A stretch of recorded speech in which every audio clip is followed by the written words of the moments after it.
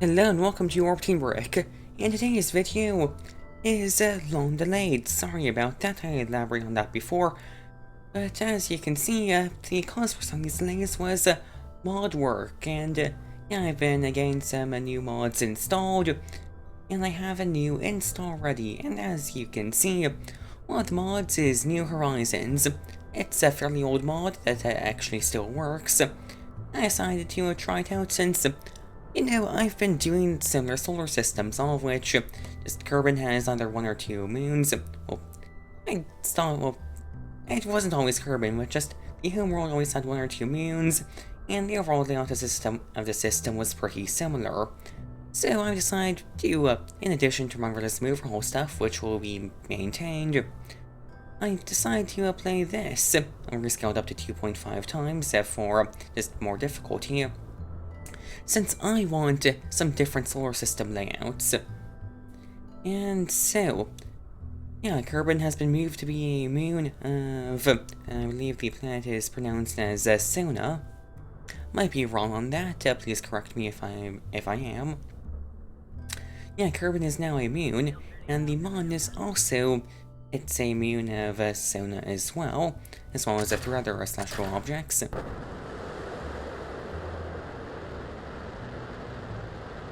And so immediately on the start of our mission, I decided to start off with 6 Clydesdale SRBs, since, again, I don't know why I always do this.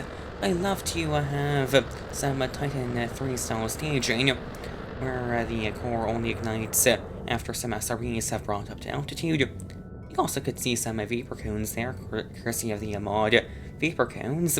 TAV 10 highly recommend. And alright, a bunch of stuff is happening on screen. We've adjusted the SRBs, got spammed by some random notifications because of Engine Igniter, another one of the mods I'm using. I don't think it's really working properly, so I had it disabled for part of this mission. And also, I guess I should say, this mod and the texture I'm using do not have Kerbalism support, so I'm using USI life support, which I realize, yeah, it's definitely a step down. However, I feel like the addition of Engine Igniter and probably some other mod, I'll add some extra stuff to make it more difficult for me. And I actually do plan on doing a career mode with this, with some additional twists to that, which you should see later. But that's for the future. Right now, it's a sandbox mode save, and we're mostly into orbit. At 3-staged orbit. That's mainly done because we need a very large transfer stage to do both the escape burn from Kerbal, as well as our maneuvers around Sona and the circularization around the Mon. Now, I'm using one of the near future command pods carrying 2 Kerbals, first mission Jebediah and Bill Kerman. And I didn't realize this, but it has all this fancy stuff on the IVA. And it's actually inspired me to get some additional IVA mods. I don't do much IVA flying, and I've always wanted to try it, but never got around to doing it. So, yeah, expect to see more of that as well. Anyways, we're now in orbit. Let's start plotting our maneuvers to the Mon. After multiple tries, I figure out a trajectory that works and saves as much delta V as possible, and also is as time efficient as possible, since we have limited life support. And you might say, oh, is it time efficient? It takes 28 days.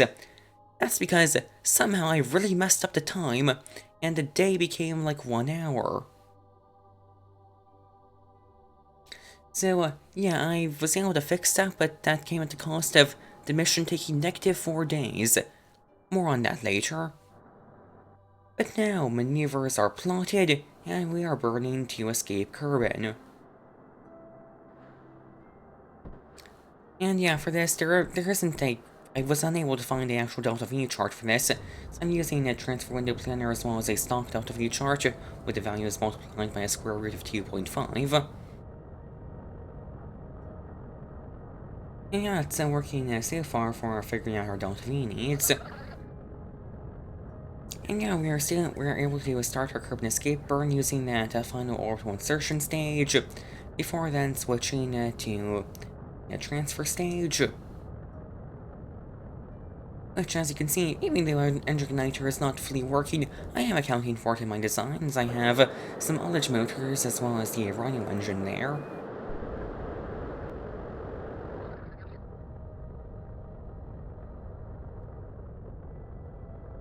And I guess I could say more about the mission. The spacecraft design is Apollo style, with a separate lander, though it's not 2 stages. I decided that that would be too complicated. And also, that the single-stage lander worked fine enough. And okay, I actually was going to use solar panels for this, which seems like a logical choice. However, for half the video, some mods were conflicting, and so that meant that solar panels did not produce electricity, which is a major problem, which I was able to fix later on. But as a temporary solution, I hid a RTG in the just underneath the attached to the engine plate of the command module. But yeah, that meant I didn't have to deploy any solar panels, so yeah, I didn't do transposition and docking before setting off towards the moon, which was my original plan. Anyways, we're getting some nice views of Suna, with its nice blue color and its ring system. We're doing a mid-course correction as a flight between these moons, as far as I've done. It's more similar to interplanetary transfers than stuff you typically get with going to moons in a stock Kerbal Space Program. I'm aiming for a 40-kilometer periapsis around the moon. No real reason why, it's just I thought that seemed like a good number. And there we are, approaching the moon. It is the stock moon, just rescaled. But yeah, New Horizons. It's meant to reutilize the stock planets as well as add new ones. Also, since it uses the stock planets, I'm able to use mods that affect the stock planets, like Parallax and Scattera. So yeah, there's some nice Parallax scatters on this. Anyways, we're currently reorientating the spacecraft for our maneuver, checking the life support there. And yeah, a year it was going based off of how long it takes Kerbin to orbit Suna, which is a very dumb definition for a year, but I'm not sure how to fix that. So again, yeah, I just do not trust any of the times in this. They have absolutely no meaning. Yeah, we're now inserting into orbit around the moon. Not much to really add here. And if you want a mod list, I will not provide one until I am satisfied with the mod pack, as it's in active development. As in, there's tons of stuff that's broken and I need to fix, and that's gonna require changes to mods. So, yeah, there's no real definite mod list yet. In fact, it will change partway through a video. And I'm just currently on an unrelated rant, as we actually do our transposition and docking. I decided to use the last of the fuel at the transfer stage to get the lander to the surface. Again, another thing I always do. And we can do just very standard transposition and docking, deploying the solar panels and antenna, both of which do not just barely have any effect. Again, the antenna severely underpowered. The solar panels, I literally used a cheats at some point to get a craft right up to the sun, and was only getting 0.3 electric charge. And yeah, it was a conflict between Kerbalism and USI. You might wonder why I was using Kerbalism. I was trying to use only science from it, and I'll have to figure out another solution for that. Anyways, we have now undocked the lander. Caused a random error. Don't know what that's all about. Yeah, we can maneuver our spacecraft, and it's on course for its landing. And I had a very specific idea for a shot I wanted. of being on the Mon with Sona in the background. So we do this calculated the orbit burn using all the engines on the transfer stage.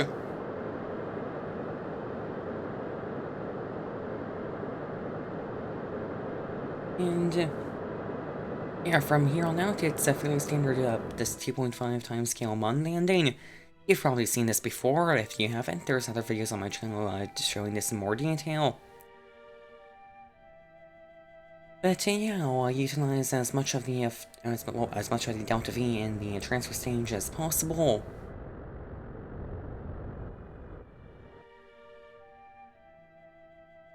Now we only have 8 ignitions on that Rhino engine, and I believe I'm almost through using all of those. Yeah, we basically came stationary above the Moon surface at 10 kilometers. I then I ran out of ignitions on the Rhino, and very quickly after you switch to the lander, which I did not give that maneuver enough attention, but yeah, not what I expected to. And then one of the engines on the lander also didn't ignite. But eventually we do make a somewhat rough landing, but everything's intact, and we are indeed able to walk away from it, which definitely constitutes a good landing. Speaking of walking away, Jeb is the first Kerbal onto the surface. I also like the reflection of Sona in the helmet there.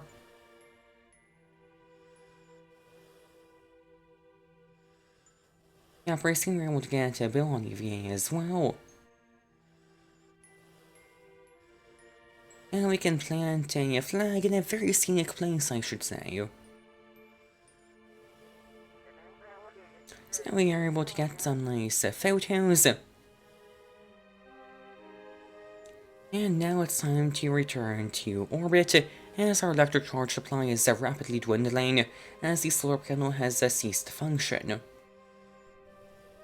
So crew reboard, and we can now begin our ascent back into orbit. Now, we've already used half of the ignitions on the Terrier engines on the descent, and since we won't have RCS for ullage since I didn't have enough more propellant, we're gonna have even more issues with ignitions, which will cause some drama later on. But right now, I'm trying to get the correct, I'm trying to be on the correct trajectory, which is made difficult by, again, lack of more propellant, and also reaction wheels being weakened as part of my difficulty changes.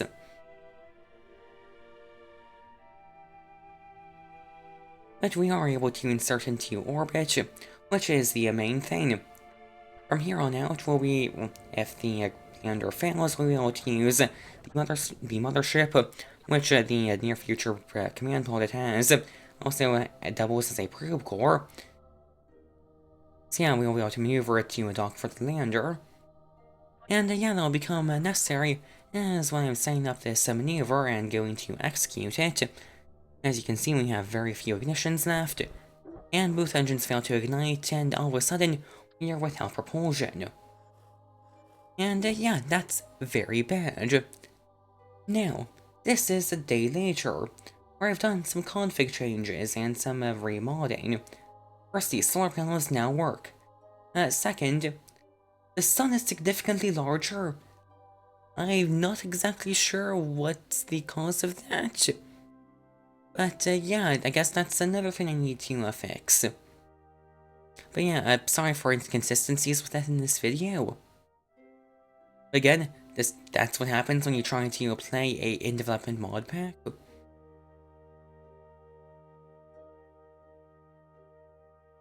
And so now we are going to correct our inclination and overall begin our maneuvers to rendezvous with the lander.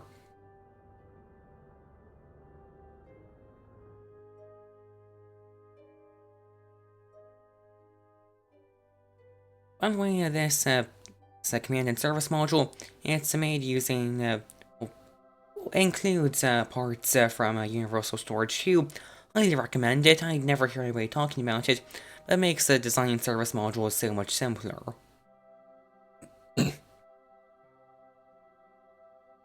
Anyways, we can now dock. And also for some reason, during all the modding changes, I lost the ability to control RCS or lights.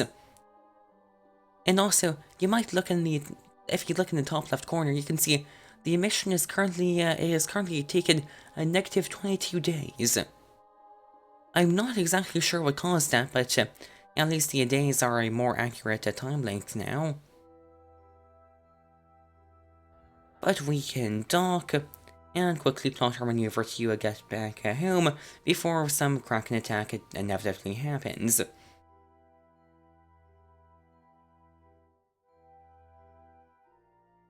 And yeah, you can see some maneuver plotting occurring. Eventually, due to the structure that works, and I decide to keep the lander docked, so we can have some additional living space for the crew. Yeah, nice view of Kerbal, Suna, the Moon, and the Sun in one shot there. And yeah, it's pretty much just a one burn to get our Kerbal periapsis. Of course, once we time warp and arrive there, we'll do another maneuver to slightly lower that periapsis, so we actually re-enter. That time warping around Suna. I might be horribly mispronouncing that again. Please comment if I am. Yeah, there's the various moons orbiting around Suna. And we can now lower our Kerbal periapsis. Very simple radio and burn. I'm aiming for again 40 kilometers. Just felt right. And once we descend below 1,000 kilometers, we just send the lander and the service module and prepare for re-entry. As you can see, we've completely run out of supplies, and we're currently running on borrowed time. Not great. However, we do land with 3 days of supplies to spare. And now we get some real eye candy as the Firefly re-entry effects, as the Firefly re-entry effects kick in. Also have re-entry particles enhanced. I don't think that's the real name of the mod, but yeah, it's I really like the long re-entry of this plasma trails it adds. I think it works pretty good with Firefly. And we got some additional smoke trails in there. Not sure what that's about. And it looks like engine plumes, but I don't know why there'd be engine plumes.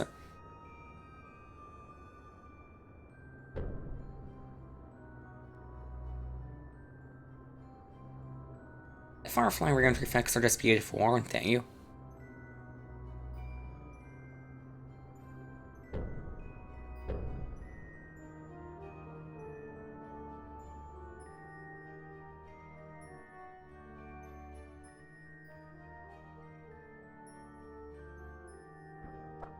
And so not much really to do now is, well, we're waiting for parachute deployment, but the Realchute failed upon deployment. Not great, probably because the atmosphere was altered between the time the parachute was designed and now. But the main chutes do deploy. And yeah, I'm using Realchute, so yeah, it is designed. And we can make a soft landing. I want to thank you for watching. I apologize for the delays. And yeah, hopefully the next video is on time. So yeah. Goodbye.